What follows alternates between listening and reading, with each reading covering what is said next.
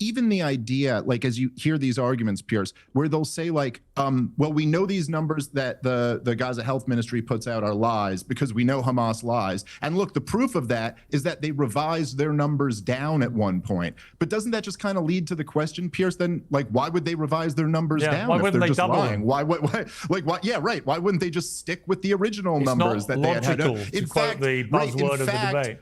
It's what always happens with the pro-Israel people is like they use what is a point on my side as a point on their side. And by the like, way, I wouldn't trust Hamas as far as I could bloody throw them, right? They're a bunch of despicable death cult murderers, right? Just to be crystal clear. I wouldn't trust them as far as I could throw them. And yet historically, their figures through this health authority in this conflict going back decades have turned out to be reasonably accurate. I know that because Israel has accepted them over the years. And Pierce, as you know, because I've been coming on your show for a long time now, you know, I've always said the same thing too. I also don't really trust the Gaza Health Ministry. I'm just making the point that them revising the numbers down would be a point of evidence that they're being honest, not a point of evidence that you can't trust them. But look, I will just say this, okay? And Pierce, again, because I've been coming on your show, I've done a lot of these debates, you know, over the last year and a half or so. I would never, like, if you remember, there was this example of the guy in Florida who is being charged with attempted murder right now because he shot two people who he thought were Palestinians.